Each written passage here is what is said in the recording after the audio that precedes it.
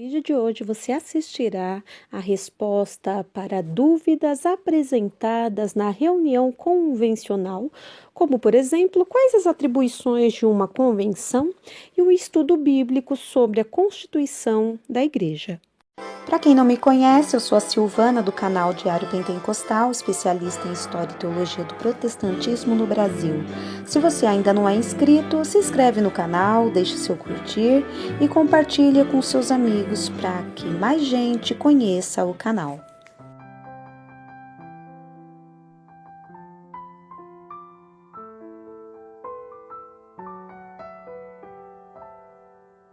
A 7ª CGADB ocorreu em Recife, no Pernambuco, entre os dias 5 e 11 de agosto de 1938. Samuel Nistron era o presidente, José Bezerra da Silva, seu vice, José Menezes, primeiro secretário, e Virgil Smith, o segundo secretário.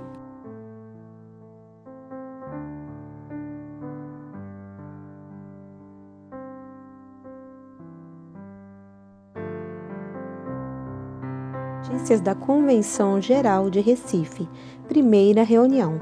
No dia 5 de agosto de 1938, estando reunidos missionários, pastores, evangelistas e auxiliares representantes das Assembleias de Deus no Brasil, deu-se início aos trabalhos convencionais na seguinte ordem.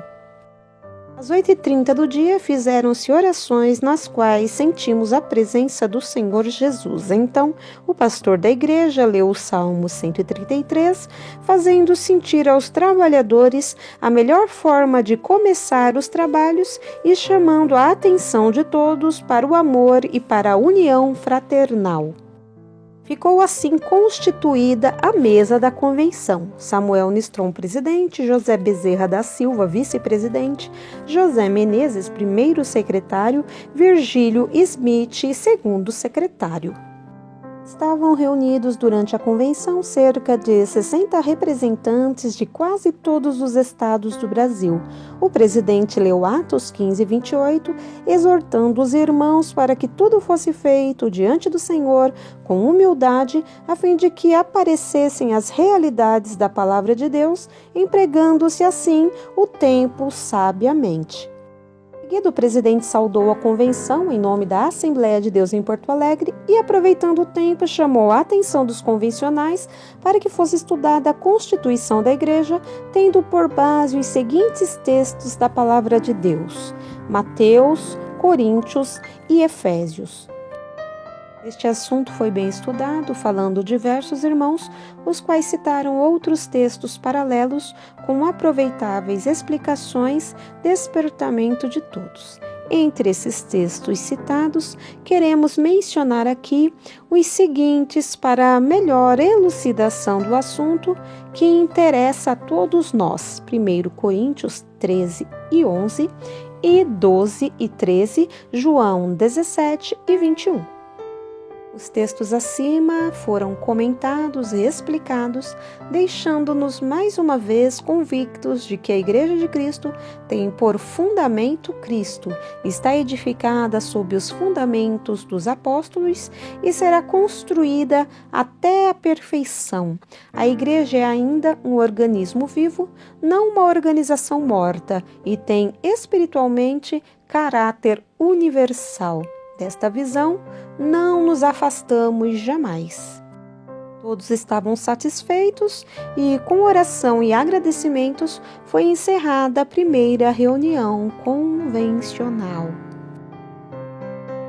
Às 13h30 do mesmo dia, estando reunidos os membros da convenção, foi iniciada a segunda reunião com oração e entoando-se o hino 315 da harpa cristã.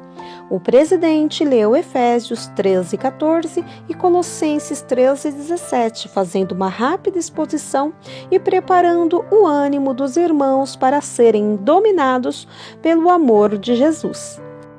Depois de algum assunto que só interessa à convenção, foi apresentada a seguinte pergunta: como devem ser feitos os pedidos para auxílio de construção dos templos, ficou resolvido que os pedidos sejam feitos por cartas às igrejas e fazendo-se ao mesmo tempo pelo mensageiro da paz um pequeno apelo assinado por 2 pessoas conhecidas pelo ministério, devendo as ofertas serem remetidas diretamente aos que assinarem o pedido.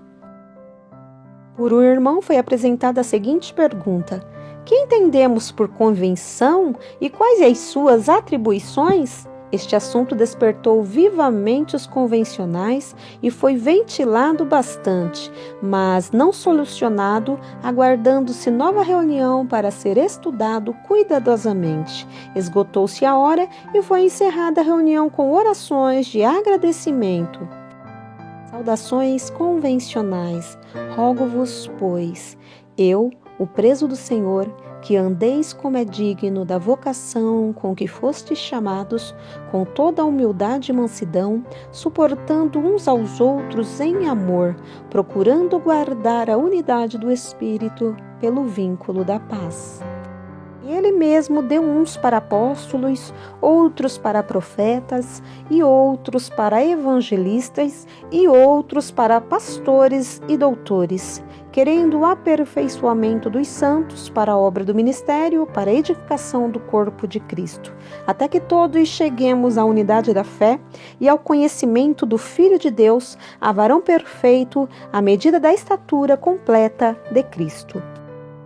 Para que não sejamos mais meninos inconstantes, levados em roda por todo o vento de doutrina, pelo engano dos homens que, com astúcia, enganam fraudulosamente.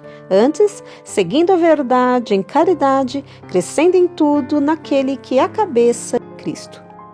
Qual todo o corpo bem ajustado e ligado pelo auxílio de todas as juntas, segundo a justa operação de cada parte, faz o aumento do corpo para a sua edificação em amor. Efésios 4, 1 ao 3, do 11 ao 16. Segui a paz com todos e a santificação, sem a qual ninguém verá o Senhor. Hebreus 12, 14. Terceira reunião. Às 8h30 do dia 6 de agosto, estando reunidos os trabalhadores do Evangelho, foi iniciada a terceira reunião convencional. Depois da oração, foi entoado o hino 316. Como na reunião anterior, voltou-se o assunto acerca da constituição da igreja.